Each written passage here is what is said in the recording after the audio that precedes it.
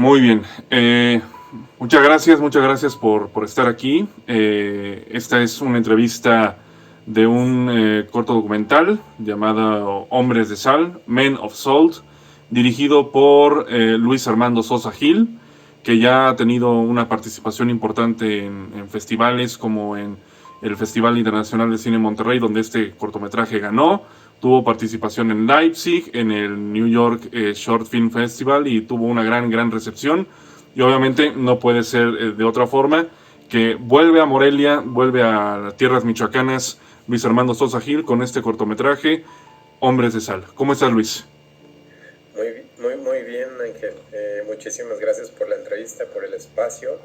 Estoy muy contento de verdad por este momento de poder compartir con la prensa, con amigos de Morelia, Hombres de Sal. Finalmente ya llega a mi tierra. Estuvo paseándose por fuera un ratito, como dijiste, en Monterrey, Leipzig, en Alemania y en Estados Unidos. Uh-huh. Sí, tuvo una buena trayectoria y pues el propio cortometraje contesta por sí solo el por qué. Porque es una historia personal, es una historia que tiene un trasfondo también para ti como realizador y como alguien que tiene cercanía con personas que protagonizan el cortometraje, así como una de las situaciones más complicadas a nivel ecológico, que es la contaminación de los mares, porque esto está situado en Lázaro Cárdenas, uno de los puertos más importantes a nivel nacional, y obviamente todo lo que involucra las historias personales de los que pescan ahí, de que la vida de los pescadores no es tan sencilla como podemos pensar. El cortometraje lo explica muy bien. ¿Cómo fue abordar todo esto también desde una perspectiva tanto como realizador como a nivel personal? Porque creo que conoces a las personas que están involucradas en esto. Sí, sí, sí. El proyecto había comenzado como una carta para mi papá. Yo quería dedicarle un trabajo cinematográfico a él. Entonces Cristóbal, con quien yo colaboraba, digo ahorita no porque estoy acá fuera, eh, es- colaborábamos haciendo teatro y entonces cuando se me- mi papá me empezó a platicar que quería ser pescador y me interesó conocer por qué quería ser pescador, entonces le pedí a Cristóbal que me dejara acompañarlo en la lancha con su papá. Nos fuimos un día a las 5 de la mañana en la lancha y estando ya en medio del mar, eh, me di cuenta que había una gran historia ahí desde allá, desde el mar, cosas que nosotros en Lázaro Cárdenas no vemos, que escuchamos, que sucede, que el mar está siendo destruido, que está siendo contaminado, pero nunca lo había visto y la verdad es que y yo veía ese gran monstruo de humo rojo y o sea, visualmente me da mucho miedo siempre y cuando estaba del otro lado, eh, me parecía más impresionante ver todo esto y entonces me di cuenta que el corto tenía que ir más allá de una carta de amor a mi papá y comprometerme con esta historia que es cercana a Cristóbal, que es de Cristóbal, que es de su familia y esta realidad que como pescadores ellos viven día a día esta realidad de la cual nosotros no vemos porque vivimos en un mundo lleno de concreto y de tierra y, y hablar por el mar también, porque al final el mar nadie lo escucha, ¿no? Y mi punto de vista quería que fuera desde el mar. Uh-huh. Sí, de hecho el mar es el territorio más grande que existe. Y decimos entre comillas territorio porque es agua salada, pero es algo que cubre el mundo en demasía. Podemos decir que hay más mar que tierra como tal. Y en los últimos años bien sabemos que hay una contaminación terrible en todo el mundo prácticamente. Y Lázaro Cárdenas es una de tantas cosas o uno de tantos lugares en donde las criaturas marítimas, todo lo que vive ahí en el mar, que incluso hay N número de cosas que no conocemos, que no se han descubierto, y hay vida ahí. ¿Cómo nos sentiríamos nosotros si de repente arruináramos nuestro hábitat natural de la forma en la que el ser humano está acabando también con la vida marítima? Y obviamente eso involucra a todos los niveles, a nivel personal y laboral, como el caso los pescadores. Todo esto con Cristóbal, con esta persona que has conocido desde hace tiempo, y también con el antecedente que dices que es un homenaje audiovisual a tu papá. ¿Cómo lo fuiste llevando en el momento de escribir todo esto? Antes de siquiera grabar. Ya. Creo que este proyecto también es parte de ¿cómo se dirá? Ah, de un rompimiento. Creo que será mi último proyecto en el cual me lanzo a grabar sin escribir, sin una preparación profunda. Yo tenía una investigación básica, pero no tenía un texto, no tenía nada, entonces todo lo que grababa era muy intuitivo y la cámara iba cambiando, entonces yo tenía una cámara y luego ya no servía y tenía que conseguir otra, y luego para grabar bajo el mar era otra, y luego luego hice investigación también porque encontré archivos de gente que subía videos al internet y que me parecían muy interesantes también, y que el proyecto podía ser la unificación de todos esos testimonios de gente de activistas, de biólogos, de pescadores, sabes, como de la misma comunidad, pero también con la historia de Cristóbal me parecía que era importante unificarla, y cómo fue el proceso de armado. Fue muy complejo porque el proceso de edición fue muy, muy largo. Creo que es el proyecto más largo que me ha tomado, y en el proceso de edición fue que se dio el proceso de escritura del proyecto, porque trabajé mucho mi concepto mental era el collage, cómo hacer un filme a partir del collage sin que sea sucio, porque normalmente los collages son sucios, ¿no? Bueno, a mí no me parecen atractivos, me parece que son caóticos, y me interesaba cómo crear a partir de un collage una línea narrativa que me permitiera conjugar este material visual de todos tipos de cámaras, y jugar también con esta interacción del testimonio que ha sido subido a internet o a Facebook.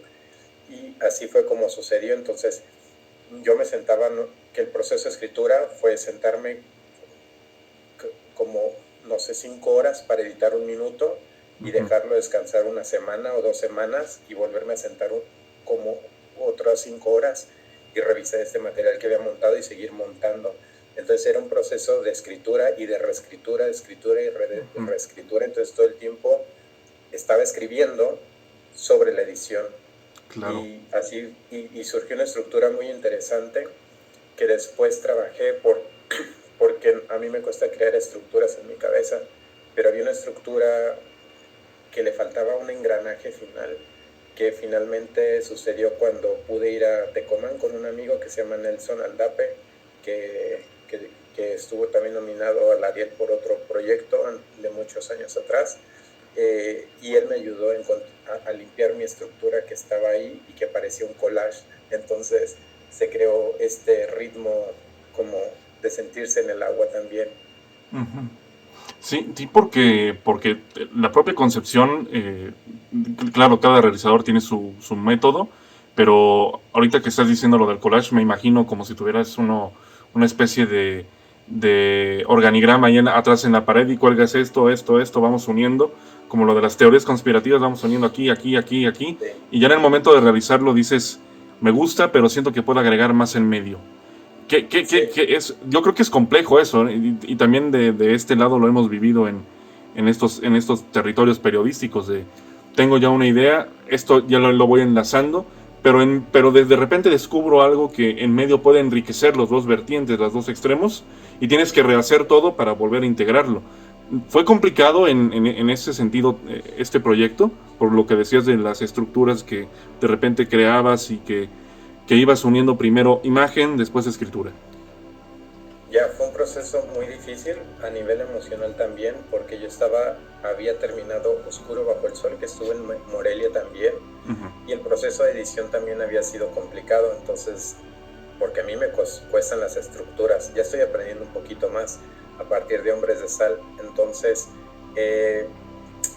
a partir de este collage que yo tenía ahí en mi cabeza, sí habían cosas que yo tenía y que estaban muy, ¿cómo se dirá? Como highlights, como remarcadas, y era un peso político y activista muy fuerte, que se lo mostré a varios amigos y me decían, pues sí, pero parece como una película para YouTube o algo así. Entonces yo decía, no, pero no va por ahí. Y tuve que reducir la cantidad de testimonios que habían en el filme para fortalecer más como la parte musical. Busqué mucha musicalidad, eso sí, porque mientras editaba estábamos componiendo la música, entonces, sabes, como que a mí me interesaba mucho que los sonidos te hicieran sentir como si estuvieras nadando bajo el mar o como una ola, entonces que no sintieras como la película pasando, no sé cómo explicarlo ya ahorita, Sí. pero que fuera una experiencia sensorial inmersiva, como estando debajo del agua. Entonces, no sé si respondí tu pregunta, sí. Creo que me perdí. No, sí, de que hay un trasfondo tremendo, y ahorita que estás hablando de la banda sonora, desde el primer momento hay música, y es tipo música etérea. Digo, no podría yo catalogarlo en un género específico musicalmente hablando, pero es como una música tranquila, etérea, de esas que escuchas tipo New Age, pero muy bien introducida en el cortometraje, que hasta podemos decir que la propia banda sonora se convierte en un personaje del producto, porque te va guiando con las historias de Cristóbal, lo que habla de su padre, lo que de repente se nos introduce como otra línea argumental dentro de la principal, que es lo de la contaminación, algo ya que suponemos, pero que es mucho mejor verlo. Muy bien dicen por ahí, show don't tell. Entonces aquí no lo muestras, y se compaginan muy bien, y obviamente la banda sonora va acompañando con esos altos y bajos, pero sin perder el tenor, sin perder el hilo, y creo que eso se valora bastante, porque es un tema de tantos que se han abordado de esto, pero que hablando de términos de localización aquí en Michoacán, aquí en Lázaro Cárdenas, pues la gente de acá también lo sabrá valorar, o eso espero yo, ¿no? Que la gente lo pueda ver y lo pueda decir, oye, es que está más seria la cosa que de lo que pensábamos, y obviamente que empaticen con la historia que tú creaste, que tú manifestaste con base en las vivencias de personas como Cristóbal, de su familia, que has conocido a lo largo de estos años, y que ojalá pues hayan tenido o tengan el chance de ver el producto terminado como tal. Sí, completamente.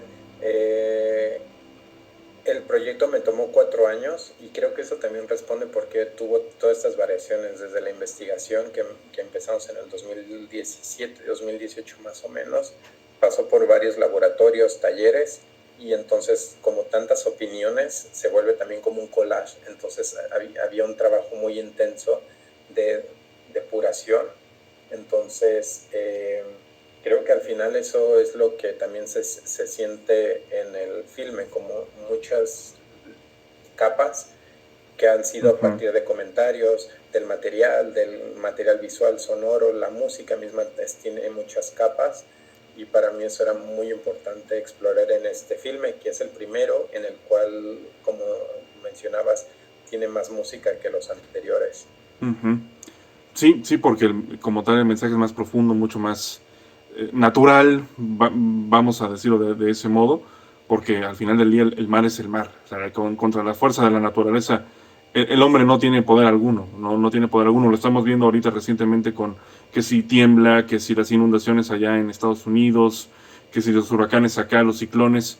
Contra la fuerza de la naturaleza el hombre es absolutamente diminuto, y a veces la naturaleza nos da un golpe de autoridad de decir, o nos cuidas, o todo lo que conoces o todo lo que creas que conoces se va a ir por un tubo. Y el cortometraje me parece que tiene un muy buen nombre, Hombres de Sal, que están en un territorio, en el mar, que es agua salada. Totalmente de acuerdo con el título, me gusta bastante, y el enfoque es muy bueno, por lo cual agradezco, Luis, que volvamos a tener esta oportunidad de charlar, como la tuvimos en 2019 acá en Morelia, y pues mucho éxito, porque si ya estuvo muy bien en Monterrey, y tuvo un gran reconocimiento también en Nueva York y en Leipzig, estoy completamente convencido de que lo tendrá aquí en Morelia. Muchísimas gracias, Luis. Gracias a ti, Ángel. Gracias por el espacio siempre y qué bonitos tus comentarios acerca de la película. Es que está muy bien. Muchísimas gracias, de verdad. Y esto va a estar presente en Agencia Informativa 060 y en el canal de su servidor, la Angelópolis del Cine, en la sección Festival Internacional de Cine de Morelia 2022. Esta es la 20ª edición, así como en la sección de entrevistas para que en algún momento lo puedan checar. Muchísimas gracias.